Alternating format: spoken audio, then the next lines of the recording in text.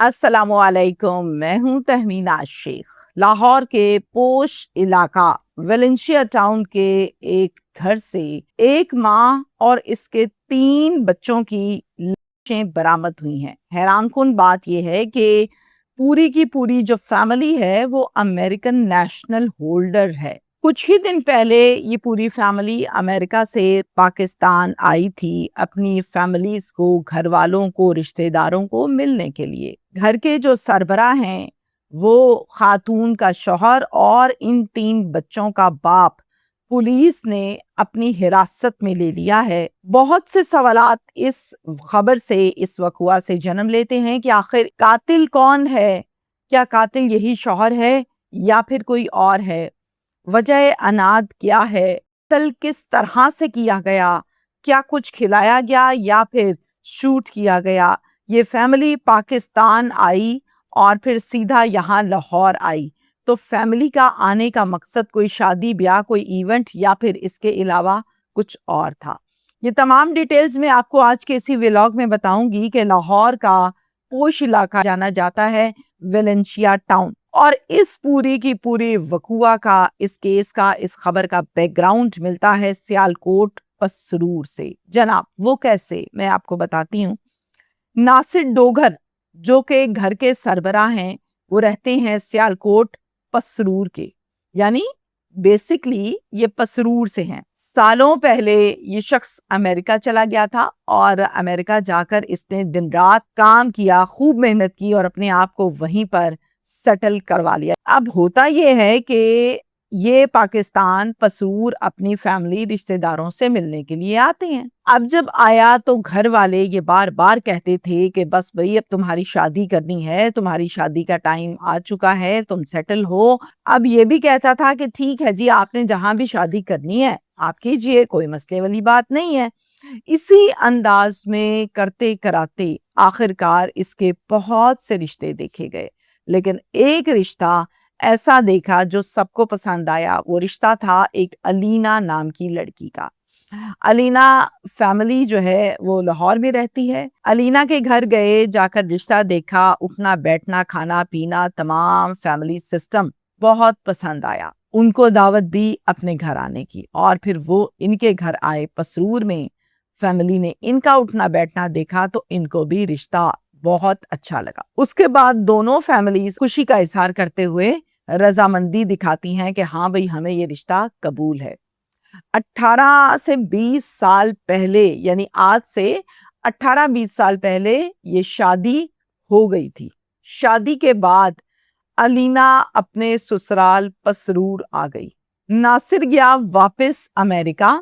शादी करने के बाद जाकर अपनी बेगम के डॉक्यूमेंट्स को अप्लाई किया और फिर अप्रूवल लेने के बाद बहुत जल्द अपनी बेगम को भी अपने पास अमेरिका बुलवा लिया। अब वहां पर कई साल ये दोनों मियाँ बीवी इकट्ठे रहे। इसी दौरान अल्लाह ताला ने इनको 3 बच्चे भी अता फरमाए और ये तीनों बच्चे अमेरिका में पैदा हुए। पहला बच्चा बेटा था यानी रेहान, दूसरी बेटी यानी कि अरीशा, और तीसरे नंबर पर फिर बेटा अल्लाह ने अता फरमाया अरसल। अब ये तीनों बच्चे चूंकि वहीं पर पैदा हुए, बाप पहले वहीं था, माँ भी वहीं, तो ये बच्चे अमेरिकन नेशनल होल्डर हुए, वहां के सिटीजन हुए। अब होता क्या है, ये अपनी अर्ली एजुकेशन और हायर एजुकेशन ये सब की सब अमेरिका से हासिल करते हैं। हर 2 साल बाद, 3 साल बाद जैसे टाइम मैनेज होता है, ये पूरी फैमिली पाकिस्तान आती है, ददियाल से मिलती है, ननियाल से मिलती है और फिर वापस अमेरिका चले जाते हैं। रेहान जो बड़ा बेटा है वो इस टाइम 16 साल का हो चुका है।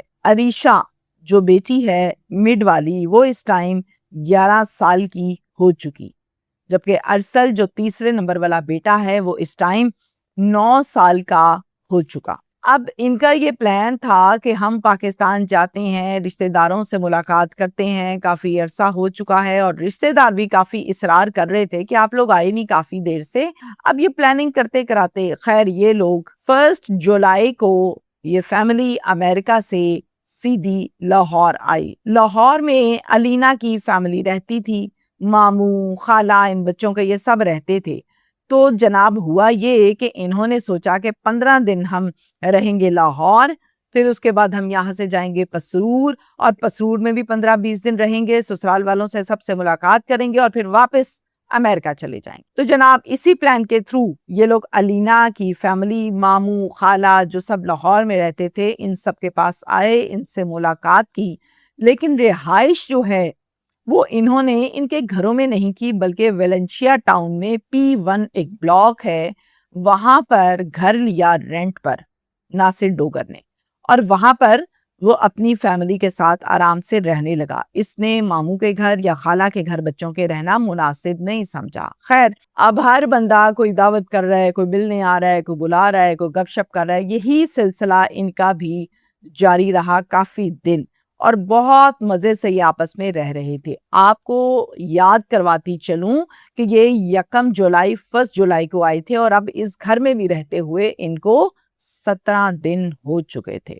وقوعہ بھی 17 جولائی کا ہے، یعنی کہ کل کا ہے۔ اب ہوتا کیا ہے، 17 جولائی کو مغرب کے ٹائم انہونی ہو جاتی ہے۔ انہونی یہ ہوتی ہے کہ علینا گھر سے باہر بھاگی بھاگی آتی ہے اور آ کر زور زور سے شور مچاتی ہے اور کہتی ہے کہ وہ میرے بچے کھا گیا، وہ میرے بچے کھا گیا، میرے بچے بچا لو، میرے بچے بچا لو۔ تو ساتھ والا جو گھر ہے، یعنی وہ نیبرز، اور پاس ہی ایک دکاندار تھا، وہ یہ سب اس کے ساتھ بھاگے بھاگے آتے ہیں گھر کے اندر، آ کر دیکھتے ہیں کہ تینوں بچے زمین پر ڈھیر ہوئے ہیں، جبکہ علینا بھی جب اپنی آنکھوں سے بچوں کو اس طرح سے دیکھتی ہے تو وہ بھی گر جاتی ہے زمین پر۔ اب 1122 کو کال، پولیس کو کال کی جاتی ہے، لیکن اس سے پہلے کہ وہ لوگ آتے اور دیر ہوتی، یہیں سے ہمسائے نے گاڑی میں ڈالا اور ویلنشیا میں موجود ایک پرائیویٹ ہاسپٹل جس کا نام حمیدہ ہے وہاں پر لے گئے۔ جا کے جب چیک اپ کروایا تو ڈاکٹرز نے چیک اپ کرنے کے بعد کہا کہ یہ فوت ہو چکی ہیں۔ اس کے بعد چونکہ 15 کی کال بھی کی ہوئی تھی تو پولیس بھاری نفری وہاں پر پہنچی تھانہ کہنا سے، آ کر صورتحال اور وقوعہ دیکھا، اور اتنے میں علینا کی فیملی کو بھی خبر ہو چکی تھی، وہ بھی پہنچے، اور شوہر ناصر ڈوگر جو کہ گھر سے باہر گیا ہوا تھا وہ بھی آ گیا۔ پولیس نے سب سے پہلے ناصر ڈوگر کو اپنی حراست میں لیا، اس سے سوال کیا کہ آپ کہاں تھے جب یہ سب کچھ ہوا؟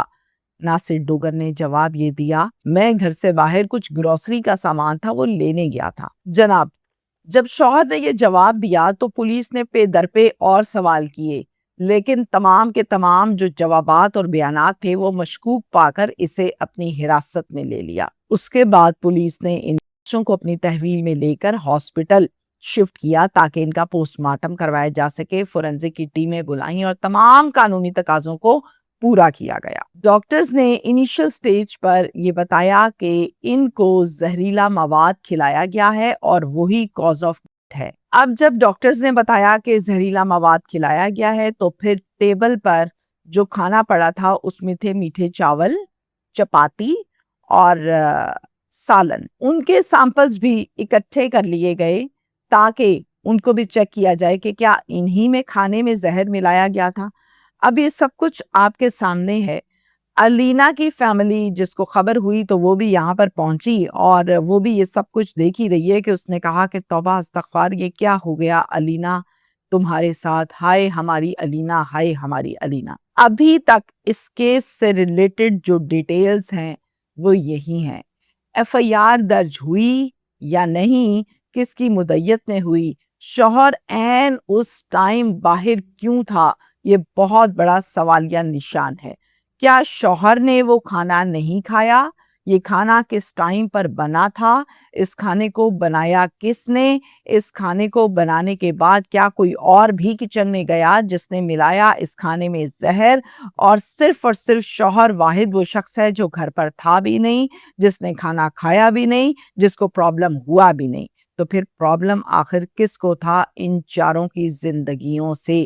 کیا اس گھر میں کیمراز لگے ہوئے تھے یا نہیں لگے ہوئے تھے؟ یہ کھانا جو ٹیبل پر رکھا گیا، اس پر فنگر پرنٹس لاسٹ کس کے آتے ہیں؟ کیا اس پر فنگر پرنٹس میں سے کسی پر شوہر کے ہیں یا نہیں ہیں؟ کیمراز لگے ہیں تو آئیڈیا ہو سکتا ہے کہ آخر کچن میں جا کر کھانے میں زہر کس نے ملایا، یا ٹیبل پر ہی لگانے کے بعد زہر ملایا گیا۔ یہ تمام وہ چیزیں ہیں جو تفتیش میں جانی جائیں تو چیزیں کافی حد تک کلیئر ہو جاتی ہیں کہ کون تھا وہ ظالم جس نے اس پوری کی پوری فیملی کو، اس پورے کے پورے خاندان کو کھا لیا۔ تمام رپورٹس، سیمپلز جو کلیکٹ کیے گئے، ان کے جوابات، ان کی رپورٹس جب آئیں گی تو چیزیں کلیئرٹی کی طرف آئیں گی کہ ہوا کیا اس فیملی کے ساتھ۔ میں بھی انتظار میں ہوں، جیسے ہی ڈیٹیلز آتی ہیں مزید اپڈیٹس بھی آپ کو ضرور دیں گے۔